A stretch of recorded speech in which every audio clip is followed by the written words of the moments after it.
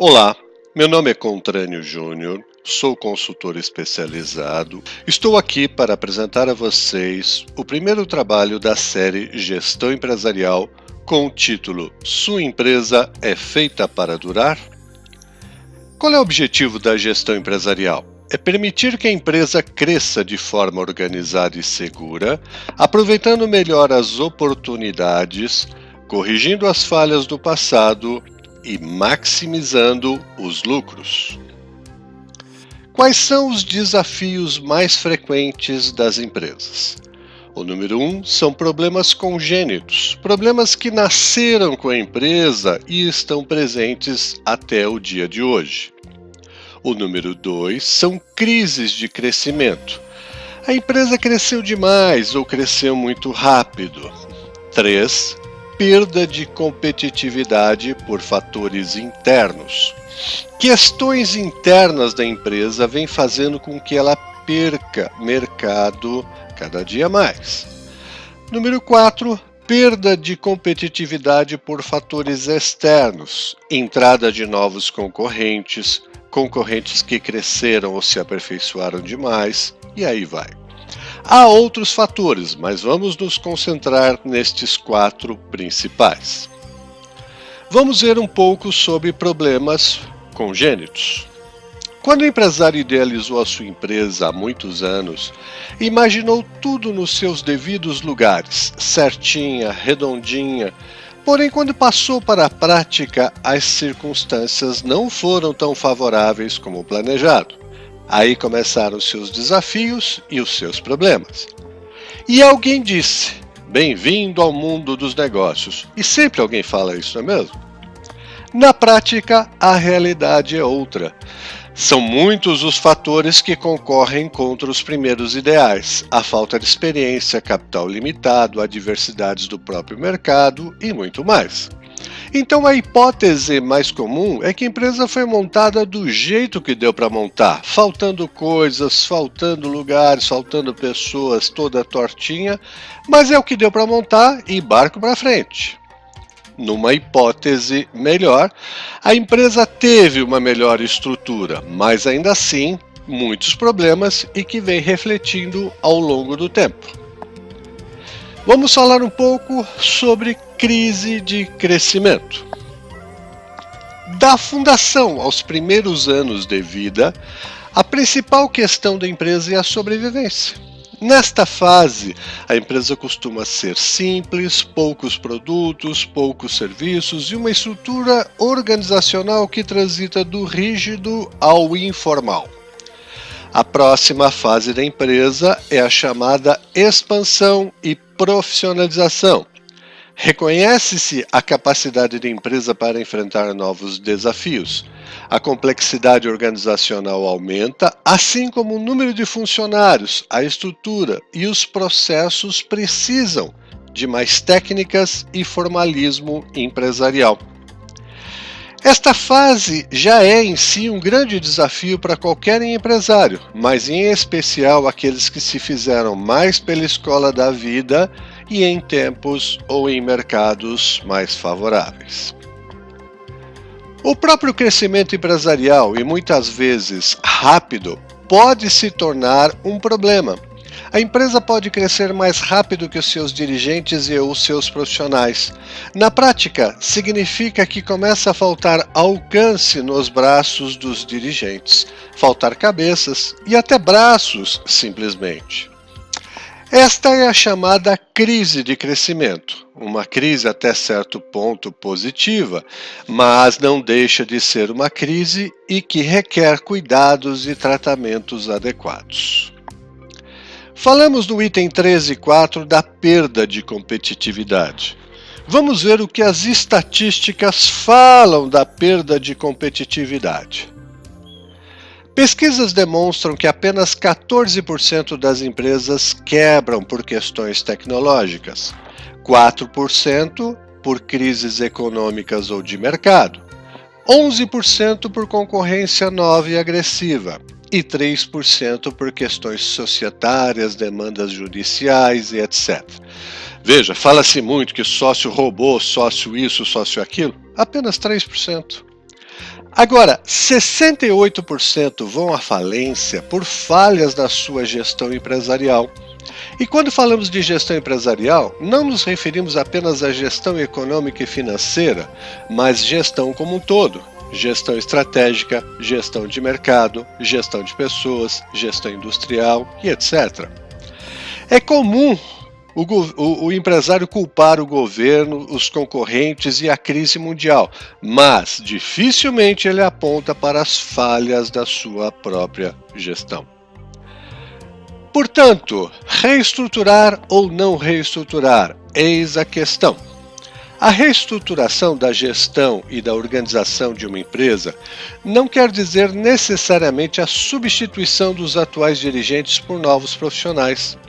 A profissionalização a que nos referimos trata-se de planejar e implantar estratégias, métodos, processos e ferramentas de gestão empresarial modernas, adequadas à sua realidade, para a empresa poder fazer frente a mercados cada dia mais competitivos e profissionalizados, e ainda poder perpetuar a sua existência. Mas qual é a melhor metodologia de gestão empresarial para a sua empresa? Há inúmeras metodologias de gestão empresarial que se complementam ou se rivalizam, mas todas voltadas para o mesmo objetivo: tornar a organização mais competitiva. Há quem diga que a melhor de todas as metodologias é aquela que dá certo, o que nos leva a concluir que o que dá certo numa organização pode não dar certo noutra, já que cada organização é possuidora de uma personalidade única. Não há duas organizações iguais. Há sim muitas similaridades. A utilização da mesma tecnologia, produzindo o mesmo tipo de produto, executando os mesmos tipos de processos e etc. Mas o que é que as torna únicas? A resposta é uma só: são as pessoas que nela trabalham. Portanto, nós acreditamos que a melhor metodologia é aquela que dá certo para a sua organização. O que é gerir? É fazer com que o conjunto de pessoas em comum acordo e de forma harmônica execute uma atividade com qualidade, de maneira adequada ao que foi proposto pela organização. Então, por onde começar esta revisão, este aperfeiçoamento da gestão empresarial? É óbvio que se você continuar a fazer o que sempre fez, com absoluta certeza conseguirá apenas o que já tem conseguido ou o pior. Qual é a recomendação número 1? O líder do processo. A primeira recomendação é definir o líder do processo de mudanças na gestão empresarial. Este líder deve ter o poder para tomar decisões, precisa conhecer a fundo a empresa e ter condições técnicas para orientar outros profissionais quando solicitado. Portanto, os passos são: definir o líder do processo de mudança, avaliar criteriosamente esse líder, promover os treinamentos, desenvolvimentos e coachings necessários, desenvolvê-lo nas técnicas, métodos, processos e ferramentas que serão implantados e mais alguns pequenos pontos. Recomendação número 2. O pensamento estratégico. Temos que pensar de forma mais estratégica, temos que lembrar que transitamos do quadrante passado para o futuro, do concreto para o abstrato. No passado estão as nossas raízes, as nossas histórias, os nossos erros e os nossos acertos.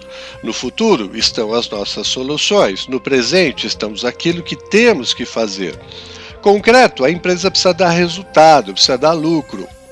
Já o abstrato é a criatividade, a capacidade de inovar, de lançar novos produtos, novos métodos, novos processos. Então temos que transitar neste número de assuntos concorrentes. Daí que a segunda recomendação para a gestão empresarial altamente eficaz da empresa é o desenvolvimento e a implantação do planejamento estratégico empresarial. Para as empresas que já possuem esse planejamento, a recomendação é revisá-lo e atualizá-lo criteriosamente. O planejamento estratégico é uma poderosa ferramenta que orienta principalmente o futuro da empresa em relação a médio e a longo prazo, mas atua também no presente. O planejamento consiste em saber o que, como e de que maneira deve ser executado para que os objetivos sejam alcançados. É crucial para o sucesso da organização. 85% das médias e pequenas empresas que atuam no mercado brasileiro não possuem um planejamento empresarial de médio e longo prazo. As razões são inúmeras, mas as estatísticas comprovam que o impacto direto e invariavelmente negativo em seus negócios. Investimentos equivocados, desincronização com o mercado, desatualização comercial e tecnológica, perda de valor de mercado e etc. Agora, 15% possuem o planejamento estratégico e destas, 50% têm o planejamento para ISO ver, tão somente focado em conseguirem esta certificação e, naturalmente, sofrem dos mesmos problemas das anteriores. Portanto, a resposta certa é um sonoro sim. A ausência de um planejamento estratégico empresarial, cuidadosamente elaborado, formal, detalhado, aprazado, responsabilizado, etc., afeta toda a organização e os resultados presentes e futuros da empresa. Recomendação de número 3. A terceira recomendação é estabelecer políticas organizacionais decorrente das dificuldades dos sócios e ou diretores, para que esses possam desenvolver os seus trabalhos de forma mais motivadora e segura, numa estrutura organizacional que funcione para o negócio. Isto é, uma gestão empresarial profissional customizada. Entende-se como gestão empresarial todo o processo de organizar e gerir a empresa, principalmente da porta para dentro. Inclui-se as pessoas, os métodos e processos de se fazer as coisas, a comunicação interna, documentos, indicadores, rotina, supervisão geral, resultados e etc. As pesquisas comprovam que as empresas que insistem em voar apenas no visual, como tem feito há anos, conseguirão apenas o que já têm conseguido, ou o que é pior, vão definhando de forma lenta e agonizante. Recomendação número 4. A quarta recomendação é o cuidadoso e criterioso mapeamento, análise e redesenho dos métodos e processos da organização. O crescimento natural ou não planejado é a razão de muitos problemas organizacionais e dos baixos resultados empresariais. As pesquisas comprovam que 82% das pequenas e médias empresas ainda trabalham hoje como faziam há muitos anos. Poucas são as melhorias e, quando acontecem, são pontuais e os reflexos sempre os mesmos. Produção em desalinhamento com vendas, administração e expedição desalinhadas com a produção e as vendas, muitos retrabalhos, desperdícios, baixa lucratividade, equipes desmotivadas e muito mais. Recomendação de número 5.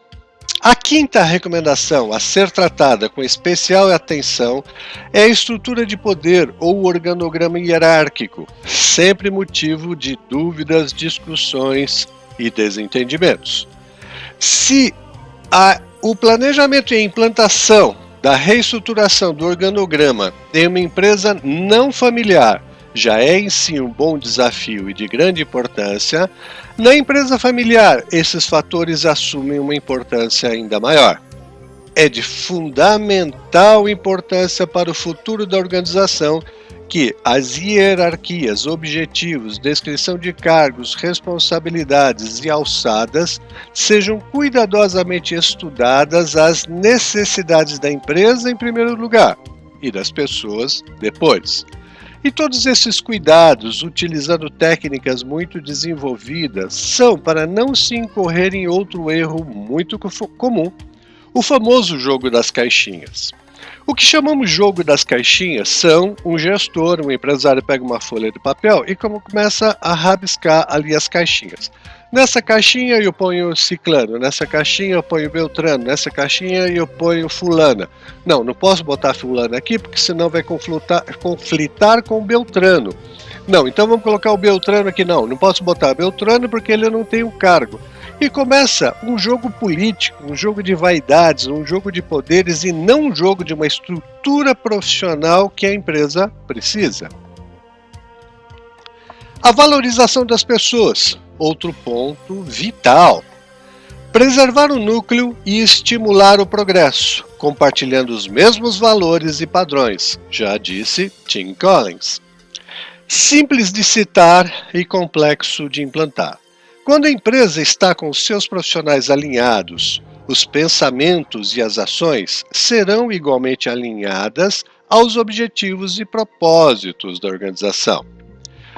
Portanto, os passos serão revisar plano de cargos, salários e carreira, valorizar e reter o núcleo central de profissionais da empresa, nas promoções, valorizar aqueles do núcleo em primeiro lugar, divulgar e treinar sistematicamente todos da empresa, estabelecer ferramentas de controle e avaliação para, principalmente, o período de implantação e etc. Recomendação de número 6. A sexta recomendação é a revisão dos indicadores e relatórios. Estes devem representar com segurança e exatidão a performance de cada função e de cada área da empresa. São ferramentas indispensáveis para a localização das falhas a serem corrigidas e dos bons resultados a serem ampliados e, principalmente, no realinhamento da gestão empresarial. É muito comum a empresa ter centenas, até milhares de indicadores e relatórios, mas não estão consolidados e simplificados para as decisões gerenciais rápidas e seguras, o que chamamos do cockpit gerencial. Outras vezes, tão detalhados que incorrem em erros por excesso, outros por falhas e assim por diante. Recomendação número 7 é a nossa última recomendação para este trabalho. A sétima recomendação, e talvez a mais importante de todas, é gerir com maestria as estratégias, as pessoas, os processos e os resultados. Isto requer uma série de técnicas e ferramentas nem sempre disponíveis em sua empresa. Isto poderá exigir treinamentos, desenvolvimentos e coaching para os sócios, diretores e gestores. A única coisa certa na empresa é a mudança. E a mudança, na maioria das vezes, requer ajuda especializada. Pense nisso. Bom, finalizando esta apresentação, aqui tratamos dos 7 desafios mais encontrados na pequena e média empresa. E a sua, talvez, necessite de outras ferramentas ou de prioridades diferentes. Cada empresa tem as suas necessidades e o melhor a fazer é estudar especificamente seu negócio. Portanto, o diagnóstico preliminar é de fundamental importância. Esperamos ter contribuído com você e a sua empresa com este trabalho e a nossa contribuição não para aqui. Estaremos à sua disposição para outros esclarecimentos sem custos ou compromissos. Desejamos paz, saúde e bons negócios. Muito obrigado e até o nosso próximo encontro.